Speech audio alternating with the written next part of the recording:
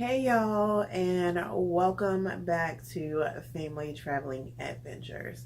So yesterday I did the video on insurance, cruise insurance, what you need to know. So if you haven't seen that video, please be sure to check it out.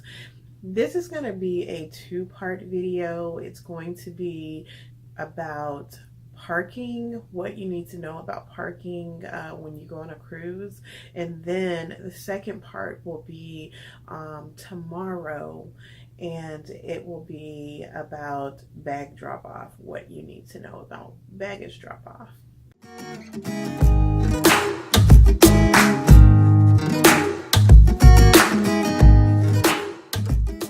What you need to know about parking. So one is you have two overall options. The first option, well, I guess you have three, right? The first option is to park at the port. That's the port authority, whatever port you're going to.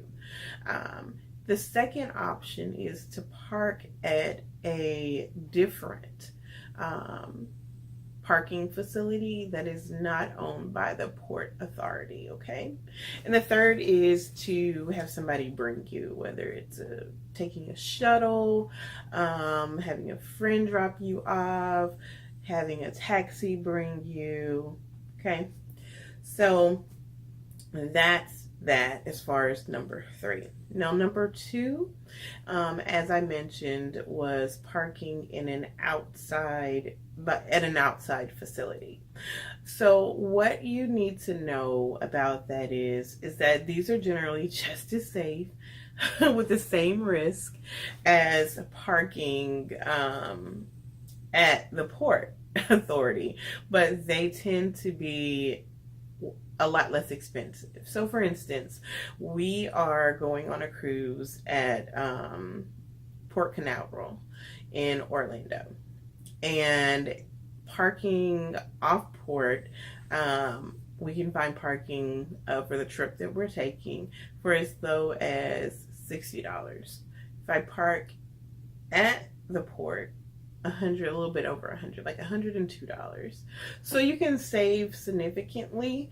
So the number one question is it safe? Well, I say it's just as safe as parking at the port authority. Most of these places have security.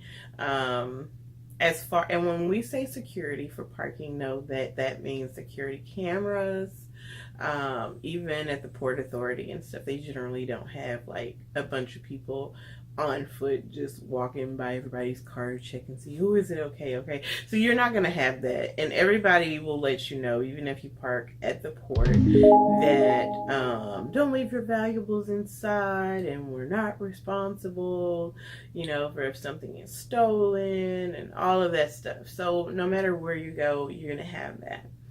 Now, there are options that you have at many ports, whether it's at the Port Authority or outside. One is just the standard parking, which means your car is just in a parking lot among other cars or other vehicles. The second option is generally like a parking garage. So there's a little bit more security considered to be in a parking garage. The third option, which I love, is indoor parking. That I think is going to be the most secure option you can find because it's indoors. It's not like people can look over a fence and be like, ooh, that Jaguar looks really nice, right? So it's indoors, but what I really love is that it's climate controlled. So when you get back from your cruise, you don't get into a piping hot car. Now that's going to probably be one of the more expensive routes, but most ports somewhere between the port or the port authority or an outside facility will have those that option. So how do you find the parking option that's right for you? The first thing is to consider what's most important to you. Is it price or is it location? For us, it's going to be location, the type of parking we're looking for. Are we looking for indoor parking? And for me, it's the how I get from the parking to the cruise terminal. So know that most facilities that are outside of the port, they offer shuttles. So what you have to ask is, do you get so many passes per car? I didn't even realize they did this until recently, but one of the terminals, not terminals, one of the places we were looking at parking only gave 4 tickets for the shuttle, and then they charged extra after 4 people in your vehicle. So look at that. The other thing I would say to look out for is if there's no shuttle at all. Some of these places, they say we're so many blocks away, and they talk about how close in vicinity they are to the actual terminal. I don't really care about all that. Unless you're very, very, very close. Read reviews and see how close they truly are. And they don't offer shuttles. So find out, do they offer shuttles? If they do offer shuttles, does it cover everybody that comes in your vehicle? Is there a limit? How many shuttles are they running, and how frequently are they running on embarkation and debarkation day? When everybody's trying to get on that cruise ship and everybody's trying to leave around the same time, you can be waiting forever to get on a shuttle if you are with a company that doesn't have a lot of shuttles. Some of the ports, they offer valet parking, so that's actually great. Like when you can valet park, like my thing is, how quickly can I get onto the ship?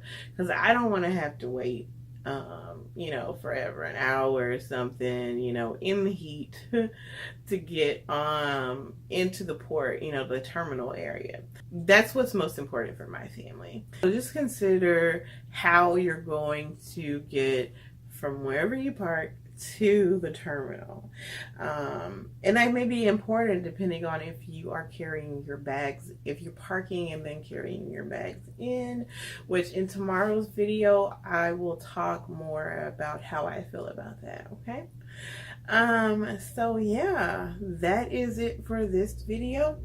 I will be in the comments if you have any additional questions or about parking, or if I didn't cover something and you still want to know about parking, so feel free to comment. So until next time, I hope that you are creating lifelong memories with your family. We'll see you later.